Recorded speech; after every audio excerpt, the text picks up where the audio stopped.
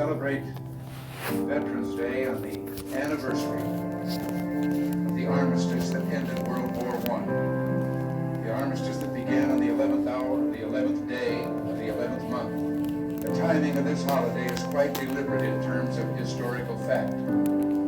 But somehow it always seems quite fitting to me that this day comes deep in autumn, when the colors are muted and the days seem to invite contemplation.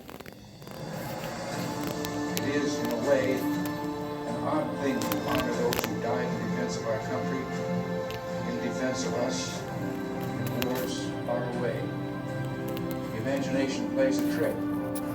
We see these soldiers in our mind as old and wise, but most of them were boys when they died, and they gave up two lives, the one they were living and the one they would have lived. When they died, they gave up their chance to be husbands and fathers and grandfathers. They gave up their chance to be revered old men. They gave up everything for our country, for us. And all we can do is remember. I will not fail thee, nor forsake thee. In memory of those who gave the last full measure of devotion, may our efforts to achieve lasting peace gain strength. Let us make a vow to our dead. Let us show them by our actions that we understand what they died for. Strengthened by their courage, heartened by their value, and born with their memory, let us continue to stand for the ideals for which they lived and died.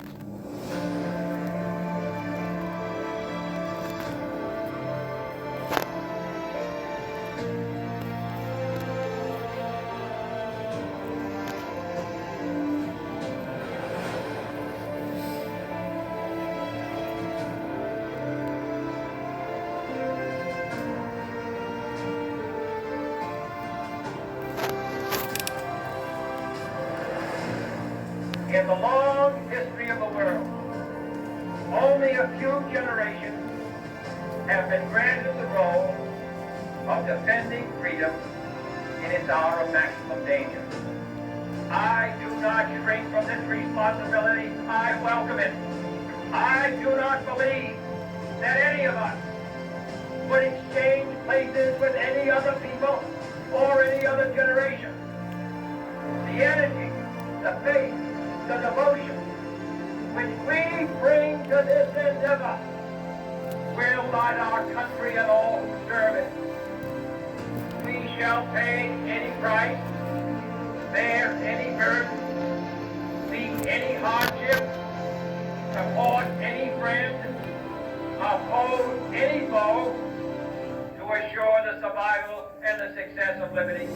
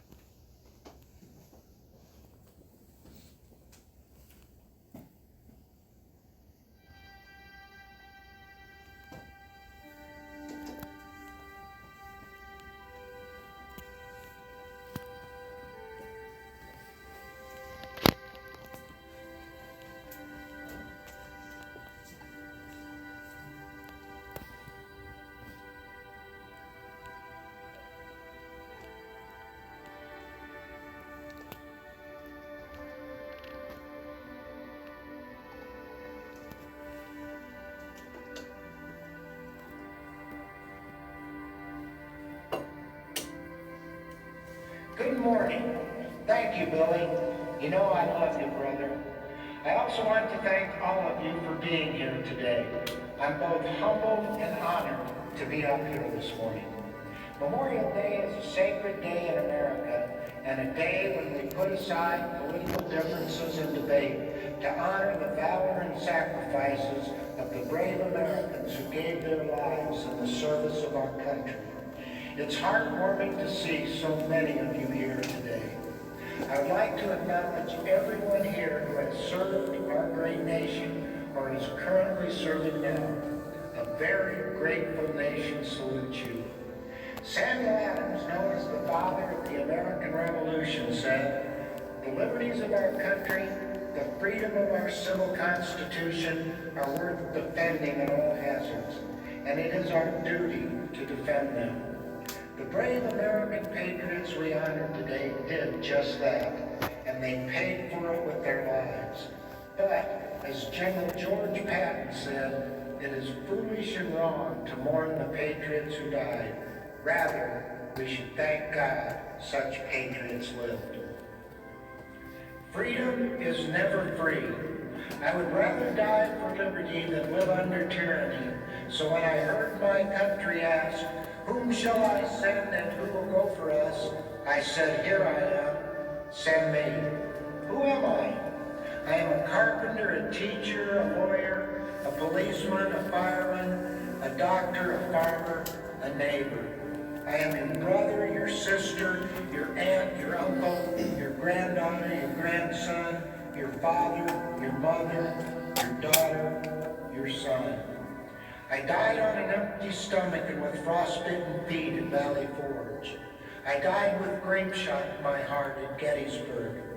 I died at the Battle of Belleau Wood in World War I. I died storming Omaha Beach in the Second World War. I died cold and tired at the Chosin Reservoir in Korea. I died assaulting Hill 875 in the Central Highlands of Vietnam. I died from a roadside bomb in the center of Baghdad. I died from a sniper's bullet on a mountain in Afghanistan. I fought and died for freedom, for my country, and for you. I know Memorial Day doesn't mean the same thing to everyone. To some, it means the end of school, beginning of summer, family picnics, parades.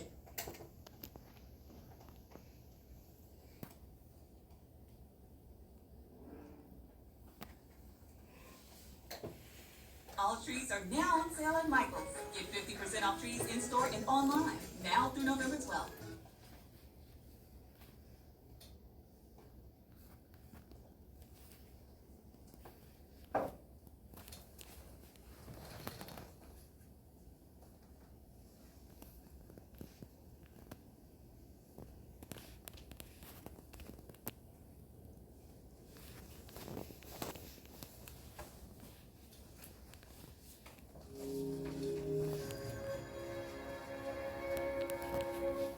Soldiers from wars both old and new march down city streets.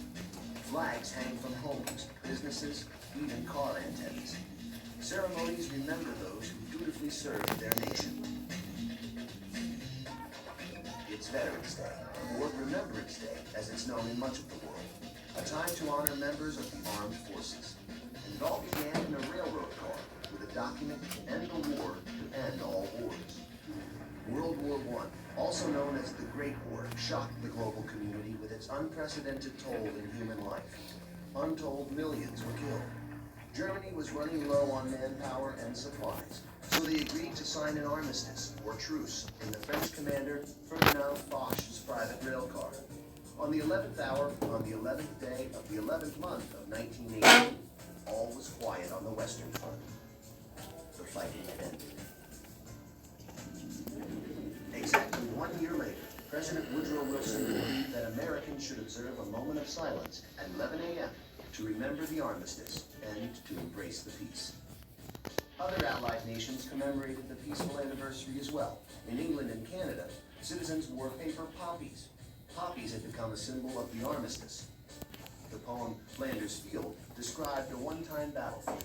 In Flanders Field, the poppies blow, between the crosses, row on row. In America, the nation's first unknown soldier was laid to rest at Arlington National Cemetery on Armistice Day, 1921. He was a casualty of the Great War. Since that first memorial, other unknown soldiers from America's wars have been interred in the tomb. And it's become tradition for the president or one of his representatives to lay a wreath on the monument every November 11th. A resolution was passed in 1926 inviting all Americans to remember Armistice Day and the soldiers who fought so hard for peace. The idea caught on. By 1938, the day was marked with so many ceremonies and parades, Congress made it a legal holiday, giving people the day off work. After World War